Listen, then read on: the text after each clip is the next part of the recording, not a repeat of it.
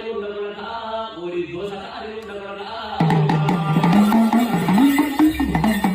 ఒకనాటి కాలం నాడు లక్షల శ్రీమంతులు అని కొత్త ధనవంతులు అని ఆనాటి కాలం నాడు 12 ఏళ్ల పడుచు పిల్ల సంకల శరీరం ఎత్తుకొని దూపరేస్తున్నాను నీళ్లుగా అని జనవరి మన బంగారు కోటలుగా నీళ్ళు అయ్యమని జనవరి మన బంగారు కోటలుగా కాలి కాలిపోయి వాడితో ఈ వారు దెబ్బలు కొట్టుకొని తోటల్లో కొట్టుకో తోటలుగా కొట్టుకోగలరా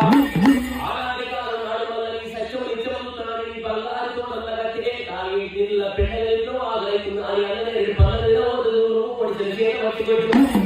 ఆనాటి కాలం నుంచి 7 రోజులాగా గా పిల్ల ఎన్ని దేశాలు కట్టుకోలేక అని తిప్పులు పెట్టిన ఆనాటి కాలం నుంచి 7 రోజులాగా నీ బంగారు కోటలు కట్టింది ఎవరు కొట్టుకోవడంతో తల్లి చిన్న బిడ్డ తాను కనకాల ఒకటి గది కాలగలుగమ్మ బాణాలలో తల్లి మాయనుండే కదా మరి తల్లి మాయనుండే అంటే తల్లి సాయం ఉండే అంటే నాయన బాణాలు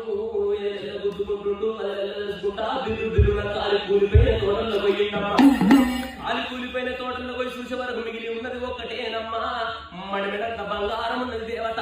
గా మడిమెడంత బంగారాన్ని తీసిండు రాదు బిర్రున తోట పండుకున్న మధ్యమాన చెట్టు కాడికి వచ్చిండు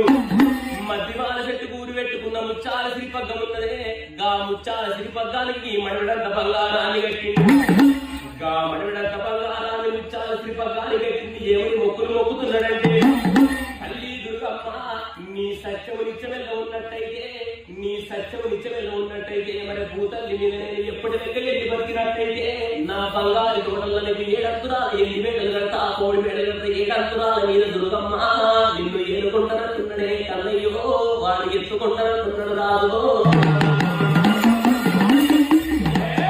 వాడు ఏలుకుంటానంటే తల్లి ఎత్తుకుంటానని ముక్కి ముడుపులు కట్టిందమ్మా